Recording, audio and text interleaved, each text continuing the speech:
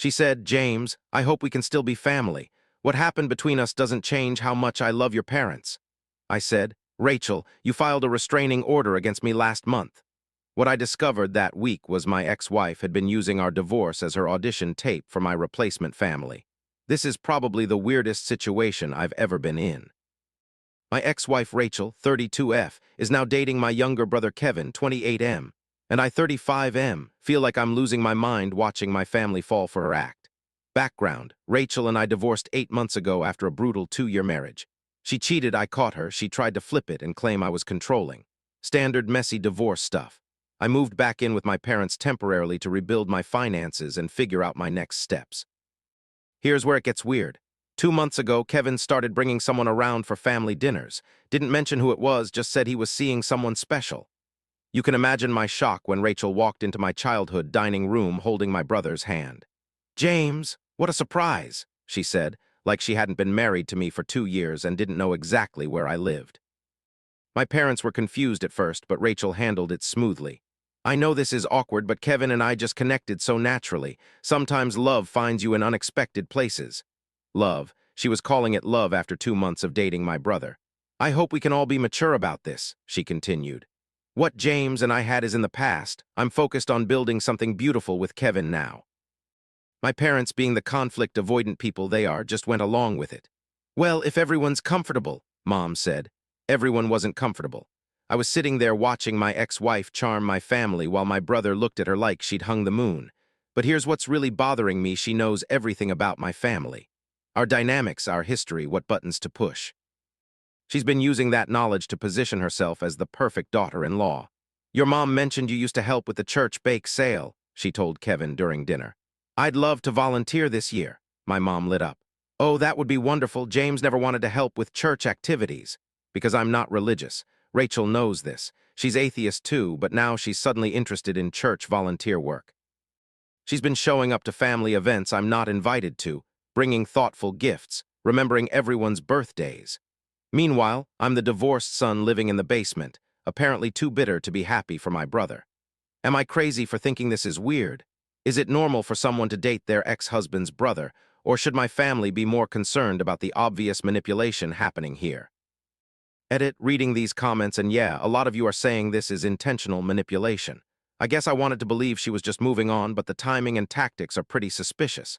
Edit 2, someone asked about Kevin's awareness. He knows we were married but thinks it was just incompatibility. He has no idea about the cheating or the real reasons for our divorce. Update 1, guys, this has escalated beyond awkward family dinners. Rachel's been systematically rewriting our marriage history, and my family is buying every word of it. So after your comments last week, I started paying closer attention to what Rachel was saying about our relationship. What I found was a carefully constructed narrative designed to make me look like the villain. She's been having heart-to-heart conversations with my mom about her difficult marriage to me, talking about how I was emotionally distant and controlling and how she tried so hard to make it work. Rachel was telling me about how you used to monitor her phone, Mom said during one of our talks. "James, that's not healthy behavior." "I never monitored her phone, Mom. I caught her cheating and asked to see the messages. She said you were very jealous and possessive." Jealous and possessive. "Because I was upset about finding her in bed with her coworker. But Rachel's version is different. In her story, I was an abusive husband who drove her away with my controlling behavior.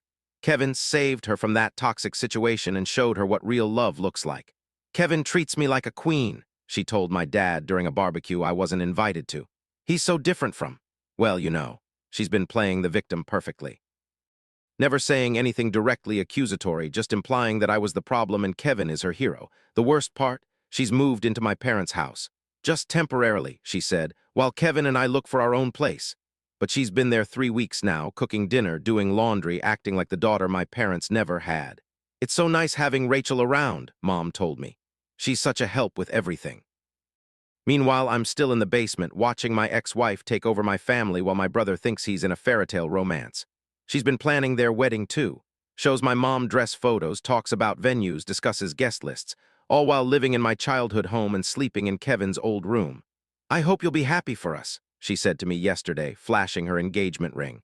"Kevin proposed last night." Engaged. After 3 months of dating, to my brother, in my parents' house. I know this is hard for you, she continued, but I hope you can find peace with our happiness. Our happiness. She's marrying my brother to spite me, and everyone thinks it's a beautiful love story. I'm documenting everything now. The timeline, the manipulation tactics, the lies she's telling about our marriage. This isn't just weird anymore, it's calculated revenge disguised as romance. Update 2. This is absolutely insane. Rachel announced she's pregnant with Kevin's baby, but I know the timeline doesn't add up. She's been playing a much longer game than anyone realizes. Yesterday was Kevin's birthday dinner at my parents' house. Big family gathering, everyone celebrating the golden couple. Rachel had been acting weird all evening, secretive smiles, whispering with my mom, that kind of thing. After dessert, she stood up with this huge grin. Kevin and I have an announcement to make. My heart sank. I knew what was coming. We're having a baby, she squealed, holding up a pregnancy test. The room exploded. My parents started crying happy tears. Kevin looked shocked but thrilled. Everyone was hugging and congratulating them. This is the best news, Mom sobbed. Our first grandchild. But here's the thing, I know Rachel's cycle. We were married for 2 years, trying to have kids for the last year. I know her patterns, her timing, everything. She's claiming to be 8 weeks pregnant, but Kevin and I were talking 2 weeks ago about how they'd finally taken things to the next level physically. That would make her conception date about 6 weeks before they even slept together. When's the due date? I asked, trying to sound casual. April 15th, she said, beaming. We're so excited. April 15th. That would put conception around July 20th, but Kevin told me they didn't have sex until August 3rd. I remember because he was nervous about it and asked for advice. I started doing the math. July 20th was right around the time Rachel was working late, a lot at her new job. The same job where she'd been spending a lot of time with her boss, David. Congratulations, I said, but my mind was racing. After everyone left, I did some research. Checked Rachel's social media from July. Found photos of her at work events, company dinners, weekend, team-building activities. All with David, her married boss who's been going through his own divorce. The timeline clicked. She's been seeing David while dating Kevin. The baby isn't Kevin's, it's David's. She's using this pregnancy to lock down the family connection and secure her position as the perfect daughter-in-law. I'm so happy for you guys, I told Kevin later. Have you thought about paternity testing? You know, just for medical history purposes. Why would we need that? He asked. Just standard stuff, family genetics, potential health issues. I read an article about it. I'm planning something, not to hurt Kevin, but to protect him. Rachel's been manipulating my entire family, and now she's trying to trap my brother with a baby that isn't his. Time to be the responsible older brother and save him from making the biggest mistake of his life. Final update. Well, guys, sometimes being the protective older brother means dropping truth bombs at family dinner. Time for the final update on this twisted family drama. Remember how Rachel was claiming to be pregnant with Kevin's baby, but the timeline didn't match. I decided to get creative about exposing the truth. I spent the weekend researching genealogy DNA kits and came up with a plan. Went to the family dinner armed with a story about wanting to trace our family history. I've been thinking about our ancestry, I announced over Mom's pot roast. Wouldn't it be cool to do one of those DNA tests and see where we really come from? My parents loved the idea. That sounds fascinating, Dad said. We could learn about our heritage. And with the baby coming, I added, looking at Rachel, it would be great to have a complete family genetic profile, you know, for medical purposes. Rachel's face went pale, but she couldn't object without looking suspicious. I brought kits for everyone, I continued, pulling out the DNA test boxes. We can do it right now and send them in together. Kevin was excited.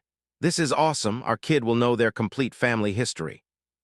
I'm not sure I'm comfortable with that, Rachel said quietly. Why not? Mom asked. It's just for family history. I'm worried about privacy. These companies store your data. Rachel, it's just us, Kevin said. What's the harm? I watched her squirm. She knew exactly what the harm was.